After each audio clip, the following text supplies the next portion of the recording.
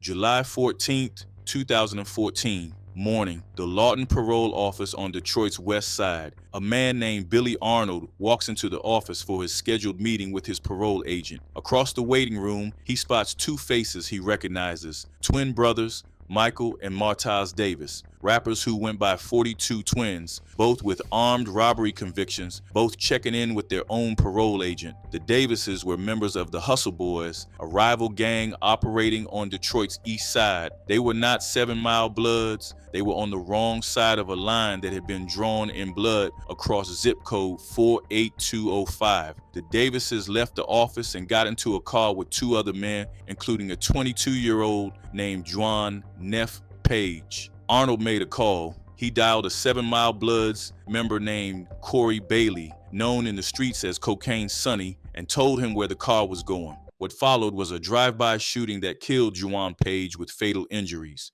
He was 22 years old, and that killing, carried out on a summer afternoon in Detroit, was the trigger.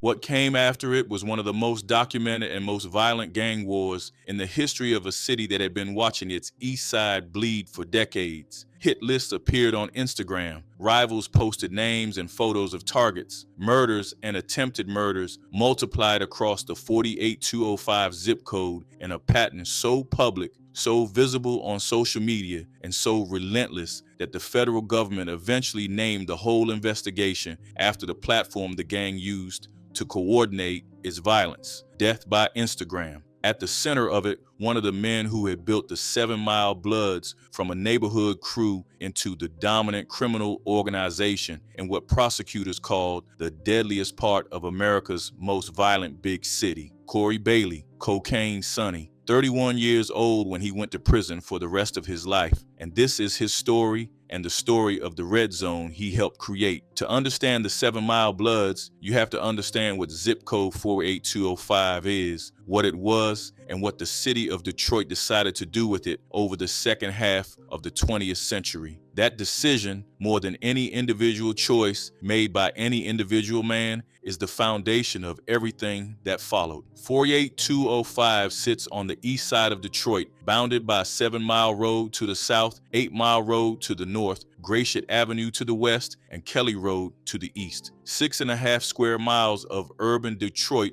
that by the time the 7 Mile Bloods were operating at their peak had become what federal prosecutors described as a killing field. The gang members who controlled it had a name for the territory: the red zone, for the color of blood, for the color of the Bloods. They called the zip code 4820 Die. That name appeared in their rap lyrics, in their social media posts, in the music videos they shot on the street corners, where they also sold drugs and planned murders. It was pride and threat in equal measure. The demographic data tells a structural story. The median household income in 48205 runs well below both the state and national averages. The unemployment rate runs significantly above both. Nearly 2/3 of residents have never been married. The homeowner vacancy rate, a measure of how many properties sit empty, runs above 30% in some data sets, meaning roughly 1 in 3 properties in the zip code is unoccupied, a physical manifestation of decades of population flight from a city that shrank from nearly 2 million people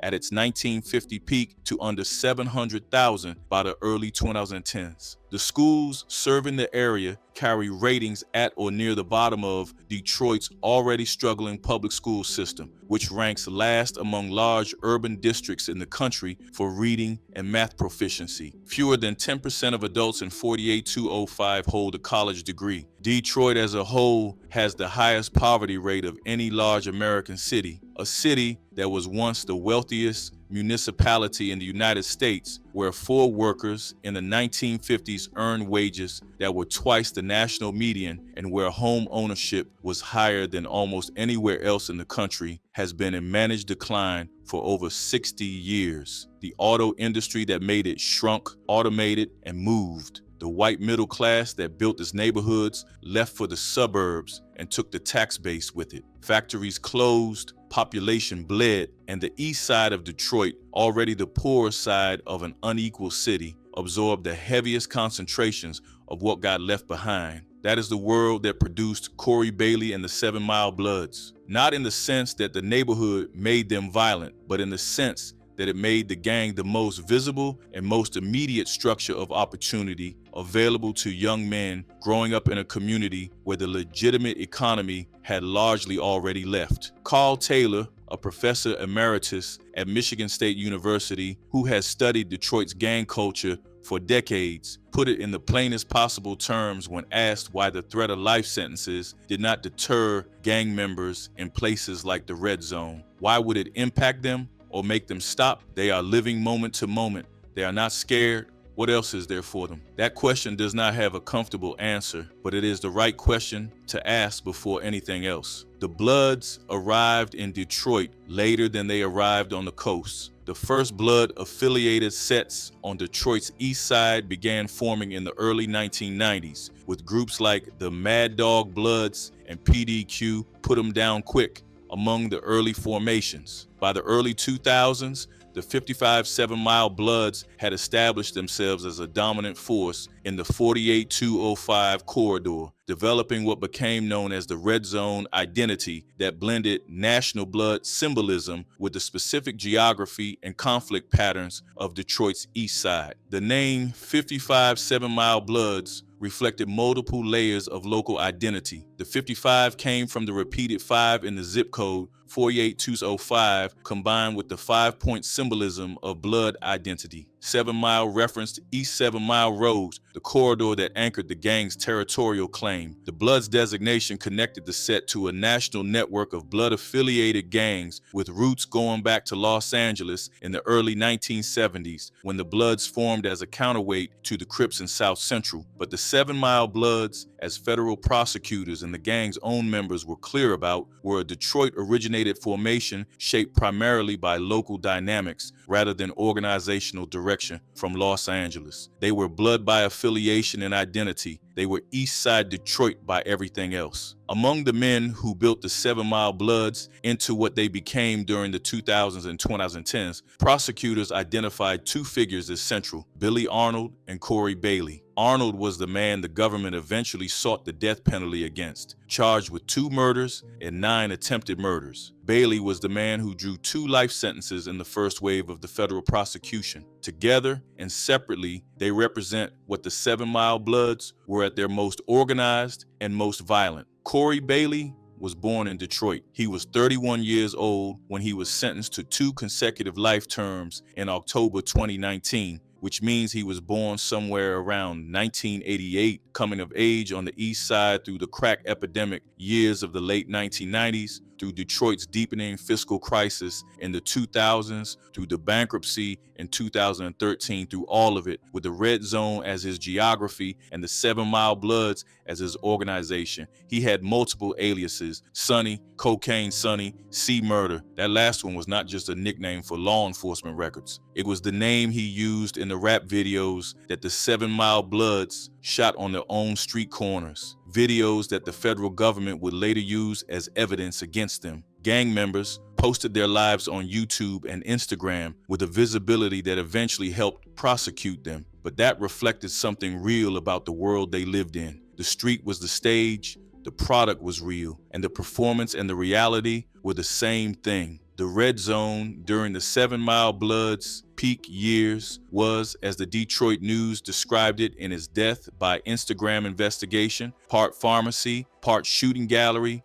and part rap studio. All 3 of those things operated in the same physical space, often simultaneously. Gang members sold crack cocaine, heroin, marijuana, OxyContin pain pills, and prescription cough syrup on the same corners where they made music and planned their next moves against rivals. The money they made was spent on cars, on $50,000 diamond-encrusted Breitling watches, on $600 belts at Detroit strip clubs. The unexplained wealth that federal prosecutors identified in the RICO indictment was both very real and very visible. The OxyContin pipeline is the detail that distinguishes the 7 Mile Bloods from most street gangs in terms of their actual reach and their actual damage. This was not just a Detroit operation. By 2009, gang members had identified a market for pain pills in Charleston, West Virginia, the epicenter of the national opioid crisis, and they built a supply chain to serve it. They acquired prescription pills in Detroit from individuals willing to sell them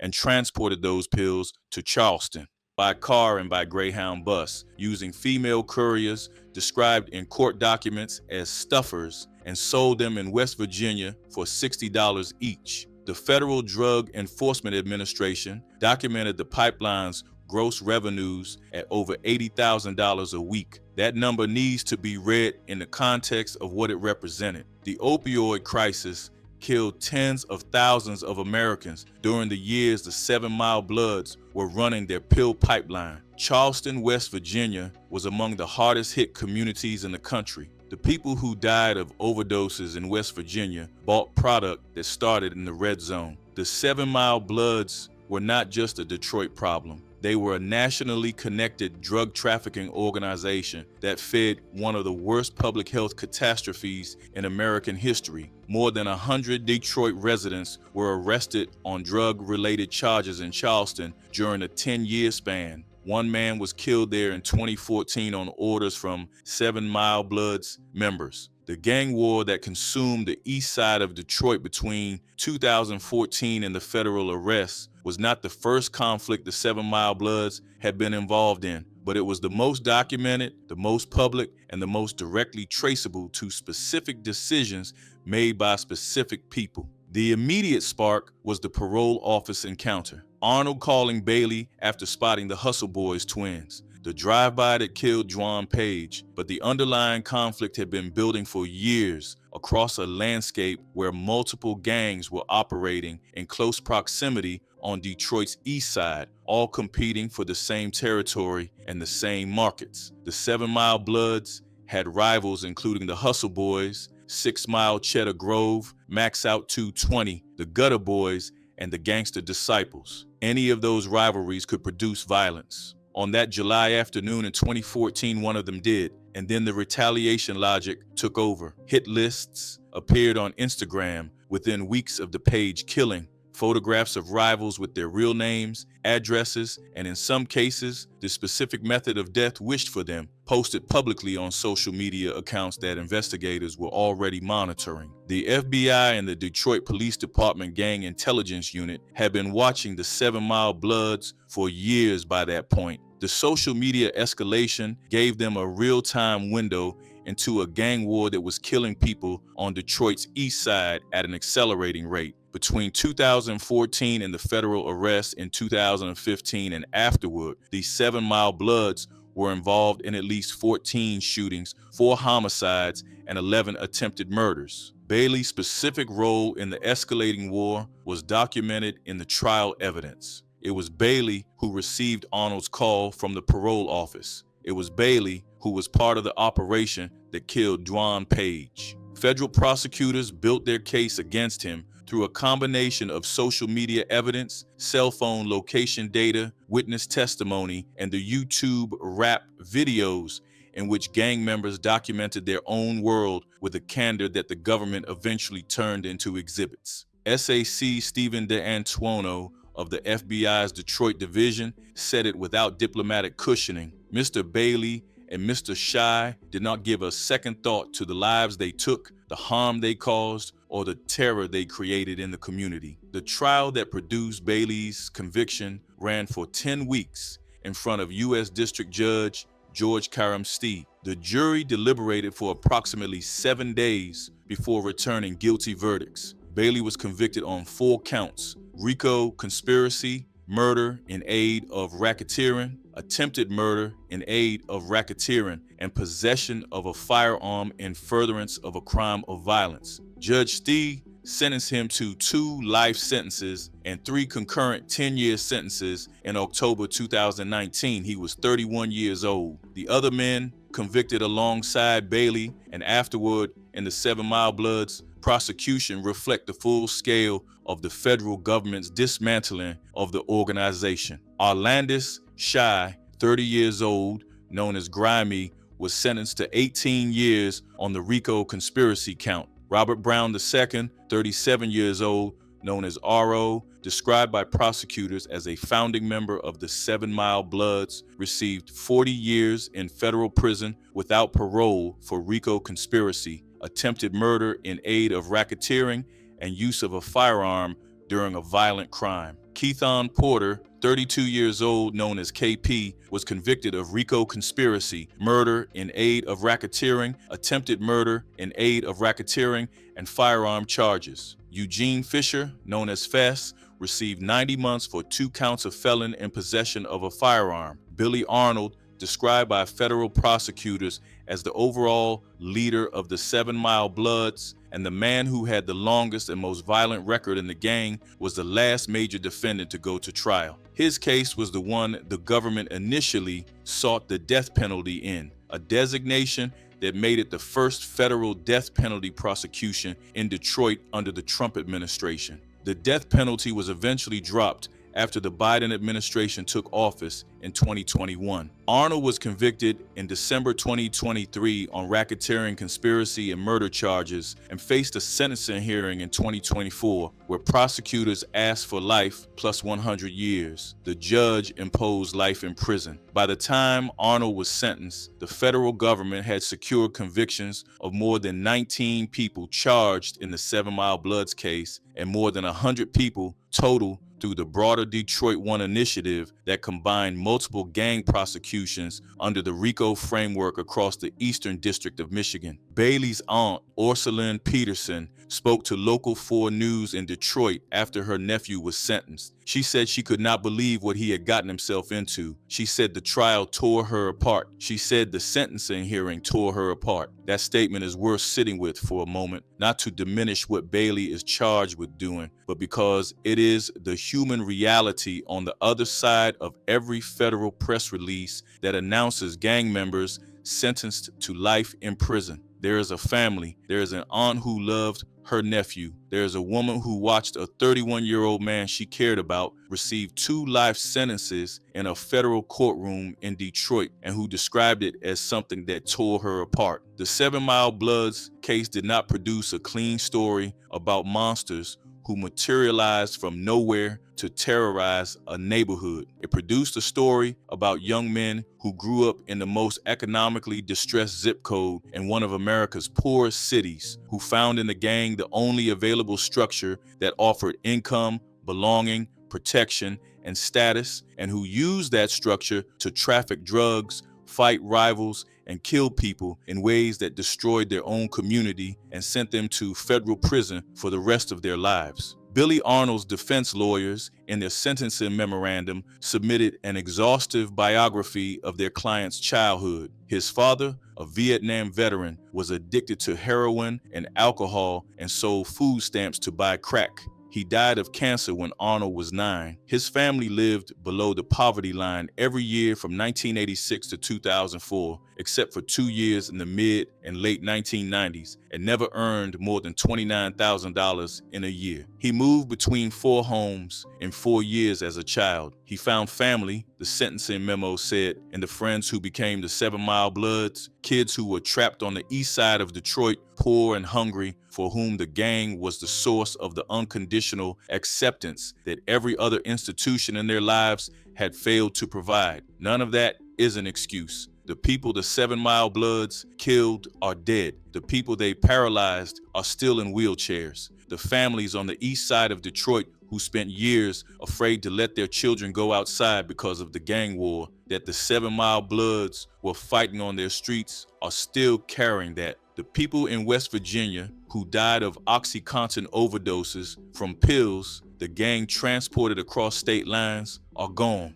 The human cost of what the 7 Mile Bloods did is real and not hypothetical and not canceled out by the poverty that produced them. But the poverty is also real, and the conditions that produced the 7 Mile Bloods have not been addressed by the RICO prosecutions that dismantled the gang. The red zone is still the red zone. Zip code 48205 is still zip code 48205. The unemployment rate, the poverty rate, the school ratings, the vacant properties, all of those things are still what they were when Corey Bailey was a teenager learning the rules of the East Side. The next generation of young men growing up in 48205 today is growing up in the same conditions that the 7 Mile Bloods grew up in. The prosecution removed the specific organization. It did not address what produced the organization. The social media dimension of the 7 Mile Bloods case is worth understanding in its own right because it changed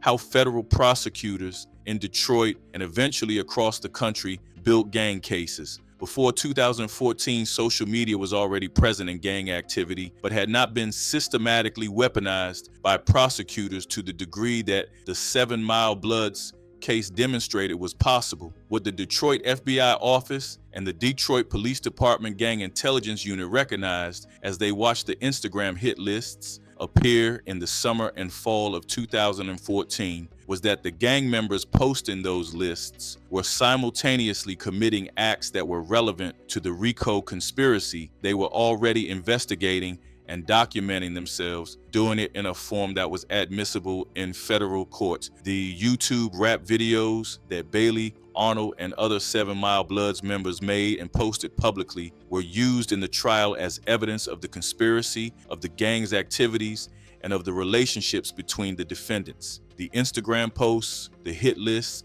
the taunts directed at rival gangs, the photographs of weapons, the references to specific crimes, all of it became part of the federal record. The gang's own media presence was its prosecution. Christopher Graveline, one of the assistant U.S. attorneys who worked the case, described the strategy plainly. They used the gang's own words, their own music, their own Instagram against them. That approach, pioneered in Detroit in the 7 Mile Bloods prosecution, became a model for federal gang prosecutions across the country. It is also, in the long view, a sobering commentary on what it means when the only public record a community leaves is the one its most violent members create on social media. The schools in 48205 are rated D. The rap videos from the Red Zone traveled across YouTube. There is one more thing that makes the 7 Mile Bloods story different from the typical gang RICO prosecution, and it is the opioid pipeline.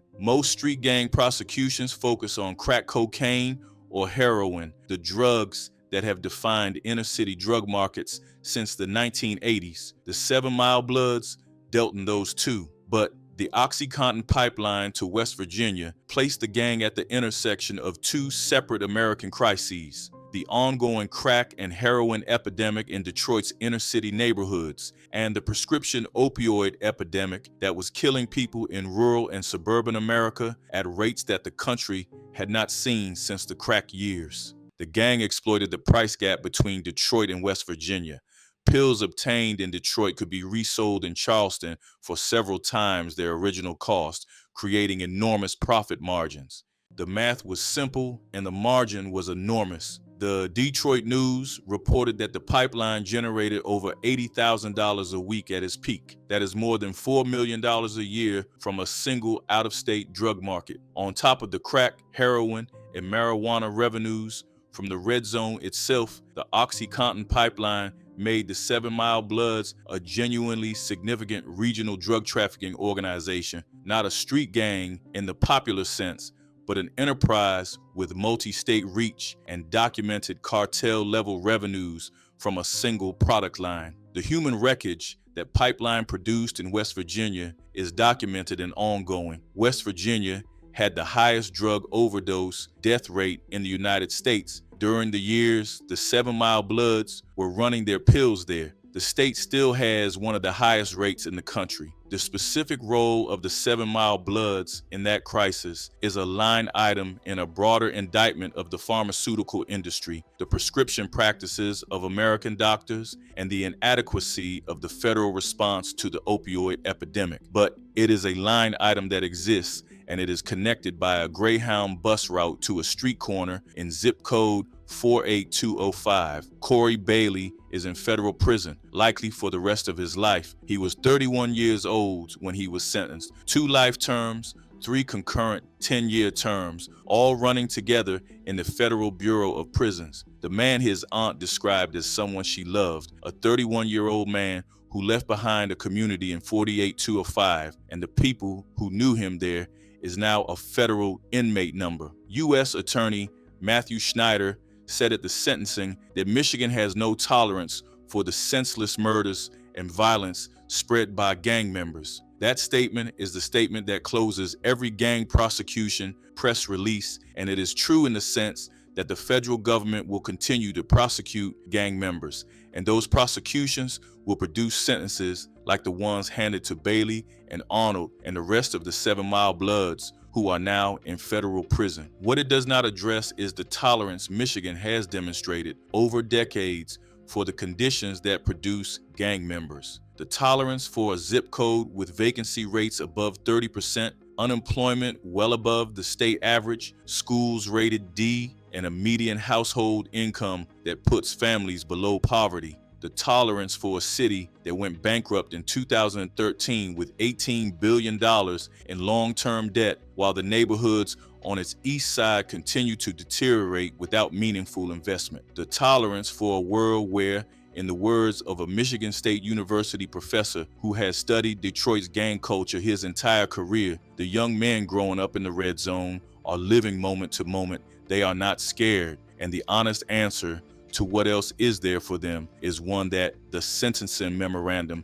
cannot provide. The 7 Mile Bloods are dismantled as an organization. More than 19 of their members and associates have federal convictions. The Instagram hit lists are deleted or archived. The OxyContin pipeline to West Virginia was cut off. Dwan Page's family did not get him back, but the men who killed him will not be coming back to the red zone either. 4820 Die is still the east side of Detroit. The conditions that produce Cocaine Sonny are still producing the next Cocaine Sonny right now today in the same streets where Bailey grew up, in a zip code that the rest of Detroit has been content to leave to its own devices for longer than Corey Bailey has been alive. That is the full sentence, not the 2 life terms in federal court. The full sentence that the red zone has been serving since before the 7 Mile Bloods existed, written in the demographics of a zip code that nobody in power ever decided was worth the cost of saving. Corey Bailey is 31 years old and he will never come home. The neighborhood that made him is still there, and that is both the end of his story and the beginning of the next one. The Detroit News investigation titled Death by Instagram, published in 2018 as a serial narrative, is the most comprehensive public account of how the 7 Mile Bloods prosecution came together. The reporting documented how federal prosecutors in Detroit's Eastern District had been using racketeering laws to secure nearly 100 convictions of violent criminals across the city, building a methodology that the 7 Mile Bloods case became the defining example of. The investigation showed in granular detail how gang members had essentially prosecuted themselves, how the Instagram posts and YouTube videos and text messages created a documentary record of organized criminal conduct that would have been nearly impossible to build through surveillance alone. What that reporting also did, in the best tradition of the kind of journalism the case deserved, was show the neighborhood,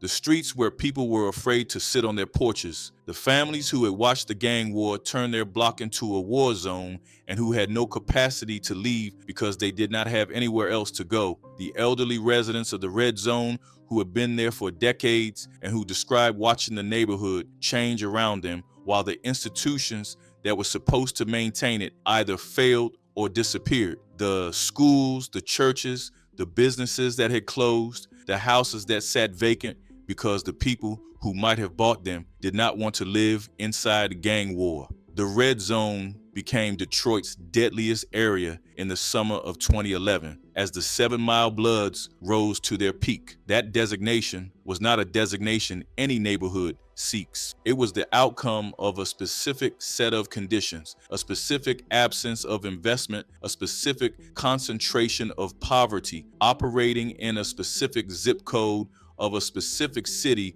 that had been making specific choices about which neighborhoods to prioritize for long enough that the consequences were no longer surprising to anyone who had been paying attention. Corey Bailey and the 7 Mile Bloods did not create 48205. They operated inside it, and they made it worse, and the people who lived there paid for that in fear and violence and death. Both of those things are true simultaneously and have to be held together if you want to understand what happened in the red zone between 2008 and the federal prosecutions. The federal government's Detroit One initiative, the coordinating structure that brought together the FBI, the DEA, the ATF, the Detroit Police Department Gang Intelligence Unit, the Michigan State Police, U.S. Border Patrol, and Homeland Security investigations into a single prosecutorial framework, secured more than 100 convictions of violent criminals in Detroit through the RICO statute. Former Mayor Kwame Kilpatrick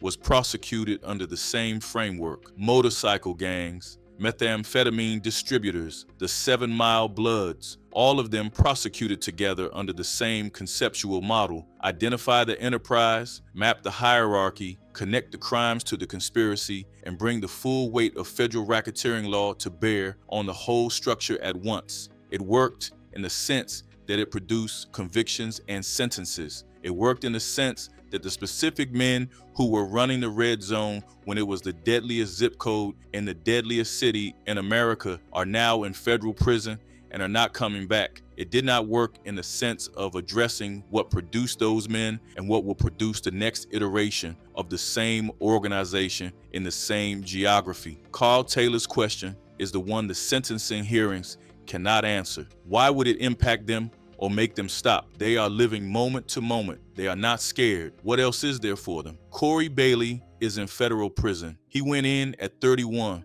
The red zone is still the red zone. The answer to Taylor's question is still the same answer it was when the 7 Mile Bloods were running their pills to West Virginia and posting hit lists on Instagram and shooting each other in the streets of 48205. Until that answer changes, the story does not end with any conviction. It just pauses between generations, waiting for the next young man to do the same math and come up with the same answer that Cocaine Sonny did.